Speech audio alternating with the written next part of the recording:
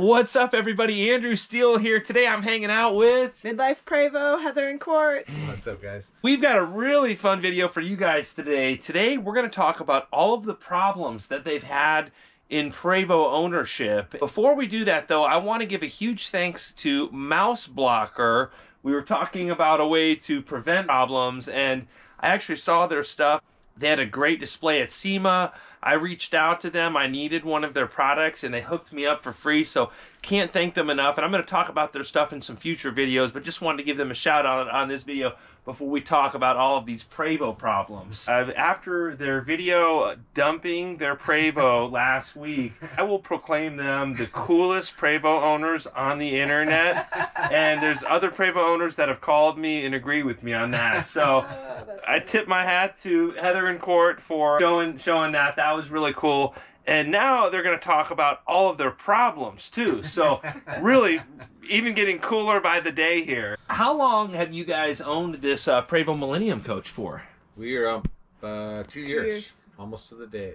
Over that 2 years of ownership, what are the problems? Now, I see a list over here. Court came prepared for this one. Well, being a civil engineer, and my wife jokes that I won't even be able to buy a pair of socks unless I have a spreadsheet to it. So I'm very analytical when it comes to that kind of stuff. Kind of glad I did, because there's stuff that I forgot we did, especially 2 years ago. Silly stuff like DirecTV dish we put on a Traveler. That was $2,100, you know, things like that. A lot of the items on this list, though, I'm trying to find stuff that's Prevo specific. A lot of them are just generic RV stuff.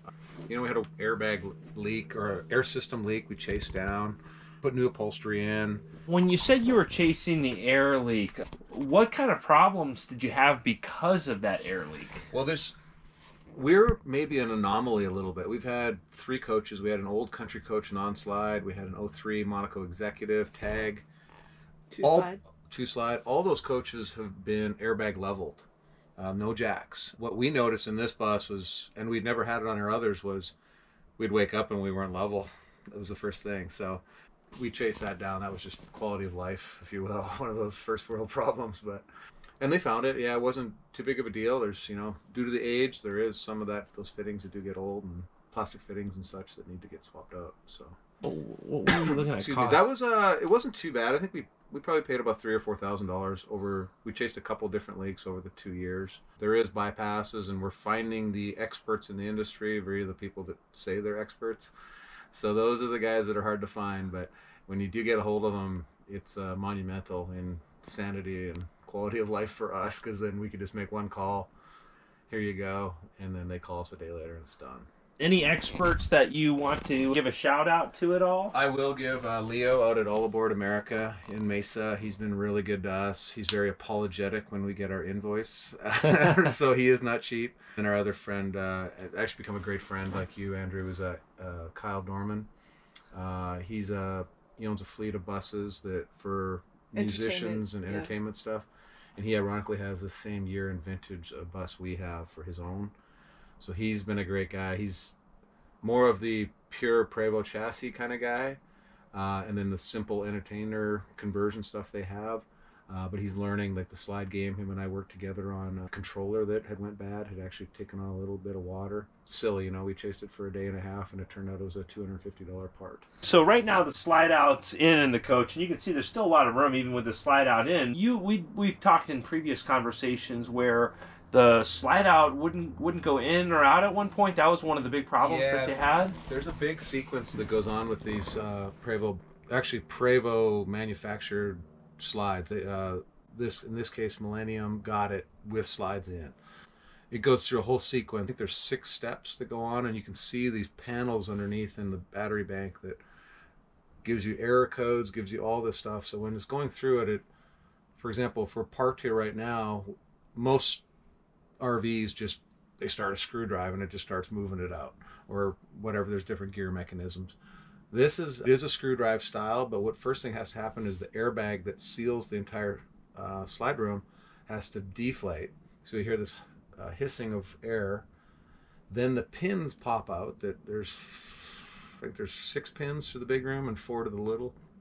They release. They're all air actuated. and then the electric motor starts moving the slide out, and then it airs up the bag again, reverse to get back in travel mode. So there's a lot that goes into it, but it is just a simple controller unit that was controlling the motor.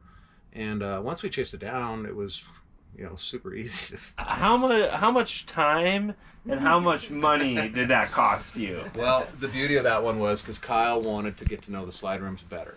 So he did a lot of that almost pro bono with us, and him and I both chased it down. It came down to us using his bus controller unit as a donor briefly to test it, and it worked. Oh, that's cool. So that was kind of monumental. So then we obviously just shipped it off to Millennium. Oh no, they just sent us a brand new, a refurbished one. So then we just literally, it's 3 wires. It was the easiest install. I did it myself, and immediately everything was running. And what did that cost you? Like I say, Kyle, I think we spent maybe about $600-700 on the chase down time, which I felt compelled to pay him. He spent some time there, so he didn't want to charge me, and I just said no. I think I gave him $500 cash just to say thanks, and he was very good about it. He actually let us use his controller for 2 weeks when we did a quick trip. Oh, cool! Yeah. Oh, nice, so nice. That's how quality some of these guys are, like Leo and Kyle. And then Gil Johnson on Facebook. He is moderator for Prevo Owners. Yeah. Group. He's just a wealth of knowledge. He's an ex-yachty, so he's a trawler guy. In fact, I think his email still says Trawler Gil or something. He knows these systems inside out, and he's usually a quick phone call. In fact, when the slide didn't come out the one time, we posted it on the forum, and within like maybe 7-8 minutes, Gil was on the phone with Court, helping him to at least that was before we even knew him.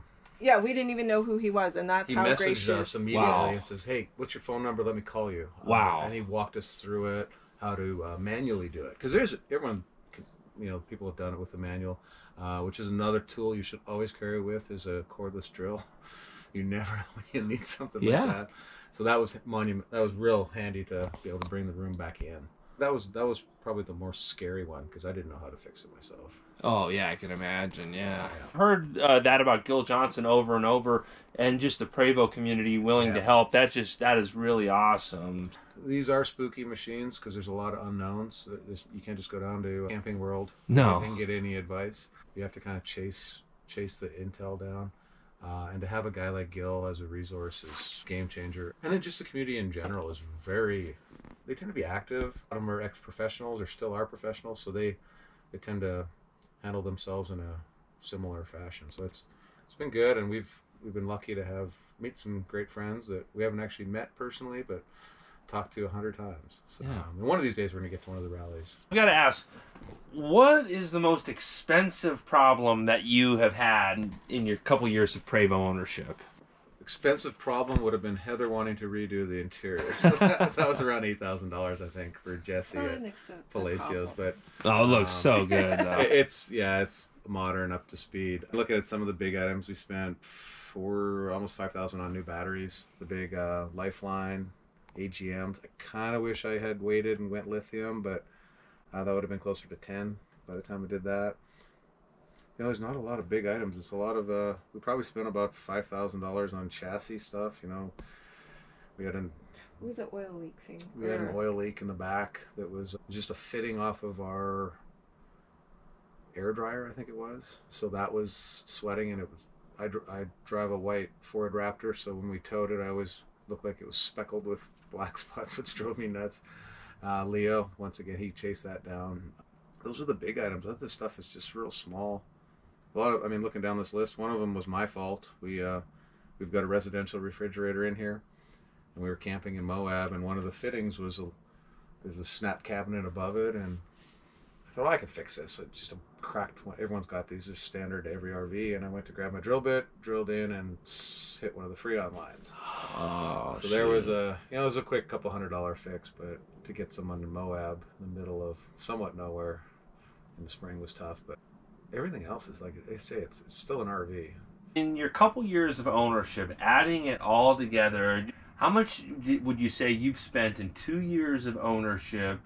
You bought this coach when it was, 15 years old, and now it's 17 years old. Those 2 years, if you add it all up, what do you think it's cost you? Maintenance, problems, not fuel. We won't cost fuel or storage. We've spent probably close to, I'll call it around $10,000 on, I'll call them general RV perk stuff. The DirecTV HDMI wireless repeater to our patio TV. As far as pure hard maintenance, we're probably less than 10 grand for 2 years. There's a term known as zeroing out a coach. I was always scared of that term because I guess I always run my vehicles as zeroed out, meaning everything's maintenance up, perfect, ready to go. That took us about 2 years to get this coach, what I would deem zeroed out right now. Everything is good, and now it's just maintenance. Some stuff will break, but all the stuff isn't any more exotic than your standard Winnebago.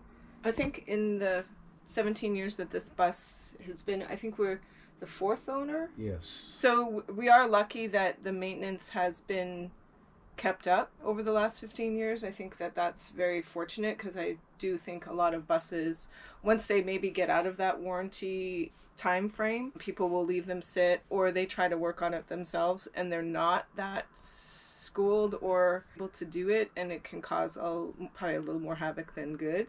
But I think we're very lucky that this bus didn't really have a lot of problems, thankfully, to start to begin with. So it was mostly just us, safety features, batteries, inverters, new tires. We like to camp, not RV park, and be plugged in. So it was just essential to be able to be self-sustaining. And I think we easily achieved that. Yeah, we had our Aqua Hut service. That had been neglected. A little mini contrary to Heather's story about the prior owners being very well maintained. You happen to know the prior to us of this bus, and I don't know. He wasn't very handy, but I also don't know how much he kept up on it. If you didn't use an outlet and it didn't work, he just wouldn't fix it, that kind of stuff. Yeah. And that's to each his own, right? So that was one item that we had to go through and chase. What did that cost you to service the Aqua Hut? We had to replace a couple parts, but I think it was only $400 for everything. And did you do the work yourself then? No, there's a great husband-wife combo. They come out here, and I think they only work 1 day a week, but they just hammer it for 10 hours a day. And I think they're from Wisconsin. I'll give you the information for them, because if there is South anybody, Dakota maybe, or something. Yeah, they come for 6 months in the winter. But if there's anybody that is local here in Arizona that's following you and watching and needs their services, absolutely. I thought that they were really professional and very affordable. Okay. It's a pretty easy job. I mean, it's something you could do yourself if you are handy. I just didn't know where to get into it, and I just wanted to make it work. It wasn't not working; it was just smoking a little bit on startup. So it's a glow plug. It's like a little mini engine. So yeah, and now it runs spectacular. I don't know that I would do it every year, but I would definitely. They recommend it every year, but I'd probably do it for sure every 2. After 2 years, I feel a lot more comfortable.